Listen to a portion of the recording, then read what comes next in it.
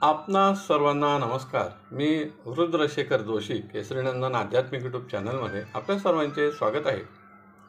आज आपण हे व्हिडिओ जाणून घेऊया पापांकुशा एकादशीची व्रतकथा। ज्या व्यक्तींच्या हातून मोठे पाप घडले आहे त्याच्या नाशासाठी हे एकादशीचे व्रत त्यांनी अवश्य करावे। पाप कर्मांवर अंकुश ठेवणारी, नियंत्रण ठेवणारी एकादशी म्हणून हिला पापांकुशा एकादशी असे म्हणतात। ह्या एकादशीची व्रतकथा याप्रमाणे आहे। एकदा युधिष्ठिराने श्रीकृष्णांना विचारले, हे भगवान, आपण मला पापांकुशा एकादशीची व्रतकथा सांगावी। तेव्हा भगवान श्रीकृष्णांनी सांगितले, पूर्वी विंध्य पर्वतावरती क्रोधन नावाचा व्यक्ती राहत होता। त्याचे सर्व आयुष्य पापे करण्यातच व्यतीत होत होते। स्वभावाने क्रोधी होता, पण त्यास श्री अंगिरा ऋषींचा सत्संग लावला। अंगिरा ऋषींनी सांगितले, आता वाईट कर्मे करणे बंद करावे, जीवन सार्थक करण्याच्या दृष्टीने तू प्रयत्न करावे। त्याने विचारले, त्यासाठी काय करावे? कारण आतापर्यंत मी तर काही कोणत्या देवाची भक्ती केली नाही, व्रत उपवास केले नाही। त्यामुळे मला जे जमेल असे लहानसे एखादे व्रत सांगावे। अंगिरा ऋषींनी सांगितले, तू फक्त पापांकुशा एकादशीचे व्रत कर। ही एकादशी अश्विन महिन्यात शुक्ल पक्षात येते।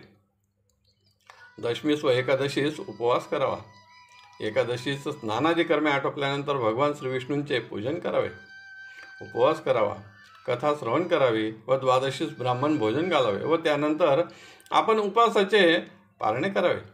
याप्रमाणे व्रत केले तर तू भगवान विष्णूंच्या कृपेमुळे व पापांकुशा एकादशीच्या व्रतामुळे पापमुक्त होशील। त्याने अंगिरा ऋषींना नमस्कार केला व मी हे व्रत अवश्य करेन असे सांगितले। पुढे अश्विन महिना आला। त्यास अंगिरा ऋषींनी सांगितलेल्या व्रताची आठवण झाली व त्याने पापांकुशा एकादशीचे व्रत केले। भगवान श्री विष्णूंचे पूजन केले, उपवास केला व दुसऱ्या दिवशी पारणे केले, ज्यामुळे त्याची सर्व पापे नष्ट झालीत। त्याचा ज्यावेळी मृत्यू जवळ आला, यमदूत त्यास घेण्यास आले तर ते त्यास घेऊन जाऊ शकले नाहीत। क्रोधन त्याच्या मृत्यूनंतर विष्णू लोकास प्राप्त झाला। असे हे एकादशीचे व्रत केल्याने सर्व पापांचा नाश होतो, स्वर्ग प्राप्ती होते, मोक्ष प्राप्ती होते, आरोग्य टिकून राहते। ज्या तरुणींचा विवाह होण्यास काही कारणाने विलंब होत असेल त्यांचा विवाह योग जुळून येतो। विवाहानंतर सदाचारी पुत्र प्राप्त होतो, अक्षयधन प्राप्त होते। दशमी एकादशीस भगवान श्रीहरींचे भजन पूजन कीर्तन करीत जागरण करावे व द्वादशीस व्रताचे पारणे करावे।